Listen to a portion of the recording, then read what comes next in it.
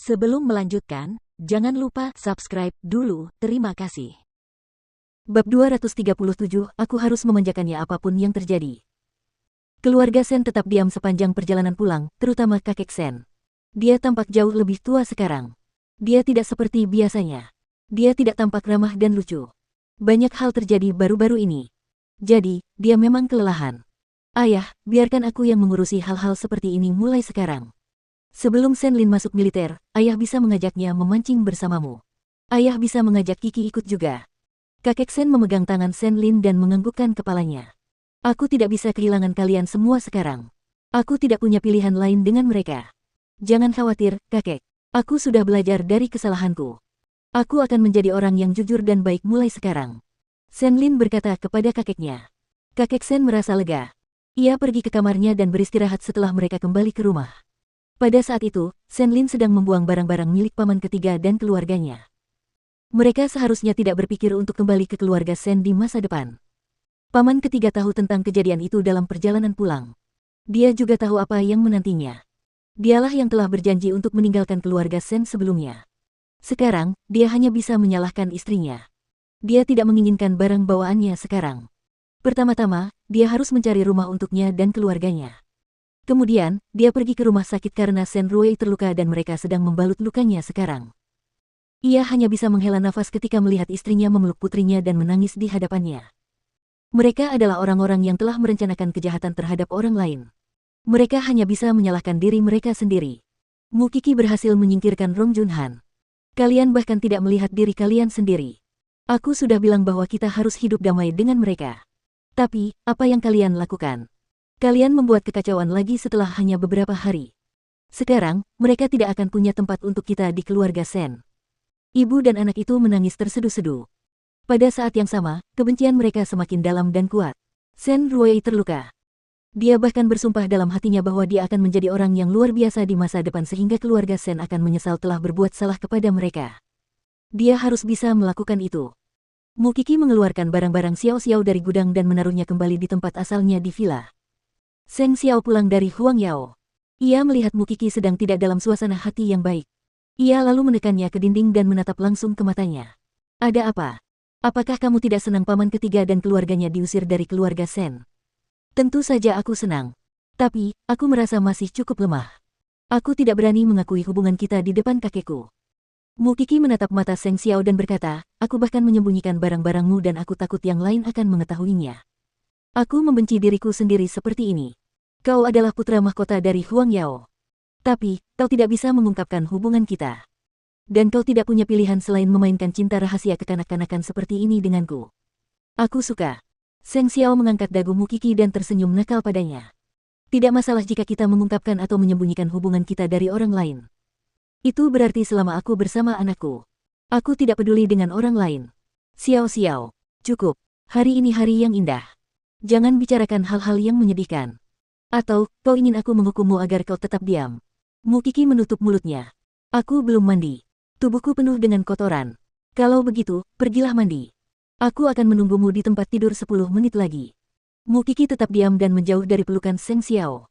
Jadi, Seng Xiao harus membereskan barang-barangnya.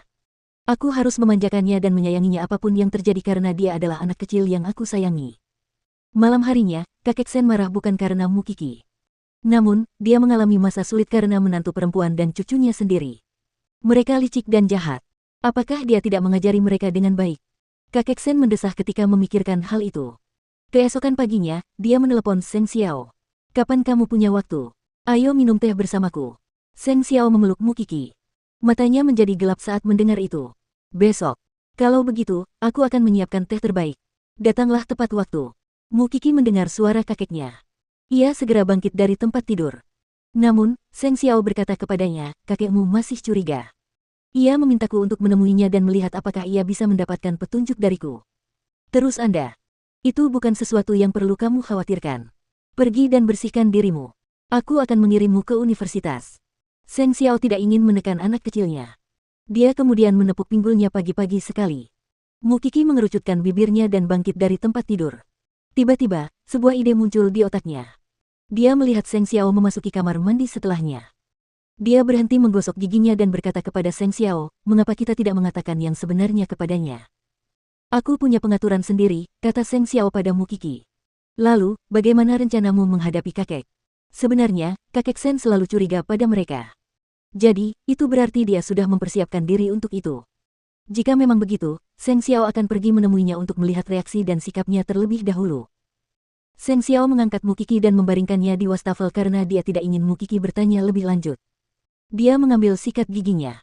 Xiao, jika kau bertanya sekali lagi, aku akan melakukannya lagi padamu. Aku akan membiarkanmu menyaksikan seberapa besar energi yang kumiliki. Bisakah Mukiki mengatakan bahwa dia menyesalinya? Saat itu masih pagi dan dia harus pergi ke kelas dengan syal di tubuhnya karena takut orang lain akan melihat noda di tubuhnya. Dia memang pria yang menyebalkan. Di sisi lain, hal itu tidak banyak berpengaruh pada keluarga Sen sejak Chen Suyun dan putrinya meninggalkan mereka. Namun, Huang Yu menjadi lebih berbakti dan patuh kepada kakek Sen. Itu karena dia tahu bahwa kakek Sen akan merindukan Sen Ruwei ketika amarahnya mereda di masa depan karena Sen Ruwei tumbuh dalam keluarga Sen. Tentu saja, mereka akan memiliki perasaan satu sama lain. Jadi, dia meminta Sen Lin untuk menghabiskan lebih banyak waktu dengan kakek Sen. Bu, kakek meminta paman Sen untuk datang. Apa ibu tahu kenapa? Huang Yu menggelengkan kepalanya saat mendengar pertanyaan Sen Lin. Aku juga tidak tahu. Mungkin ada sesuatu yang perlu mereka bicarakan. Di sisi lain, Lin Wan melewati pusat seni bela diri yang sering dikunjungi Lu Qianqian. Tiba-tiba, dia teringat saat-saat yang telah dia lalui bersama Lu Qianqian. Tentu saja, Lu Qianqian adalah gadis yang kejam. Dia menyatakan tidak akan menghubunginya dan dia benar-benar melakukannya.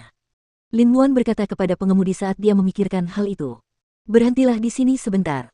Aku harus turun dan melihat-lihat. Pengemudi itu menganggukkan kepalanya dan memarkir mobilnya di pinggir jalan. Lin Wan tidak dapat menahan diri.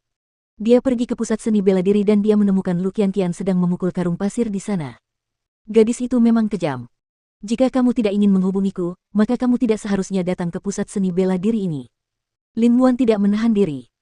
Dia melipat tangannya dan berjalan menuju Lu Qianqian. Dia bersandar pada karung pasir dan bertanya padanya, apakah kamu begitu peduli dengan bagaimana orang lain melihatmu? Apa kau tidak peduli? Lu Qianqian mengintipnya. Dia terengah-engah karena baru saja memukul karung pasir. Saya tidak peduli. Aku peduli. Lu Qianqian mendorongnya menjauh. Kau menghalangi jalanku. Aku akan tetap menjadi teman latihanmu. Bajingan, aku mencoba menghindarimu.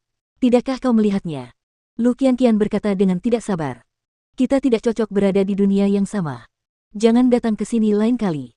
Apakah pusat ini milik keluargamu? Benar sekali. Pusat seni bela diri ini milik keluargaku. Kalau begitu, kenapa kau tidak memberiku diskon 80%? Lin Wan terkejut. Dia segera berusaha menyelamatkan mukanya dan mengikutinya dari dekat.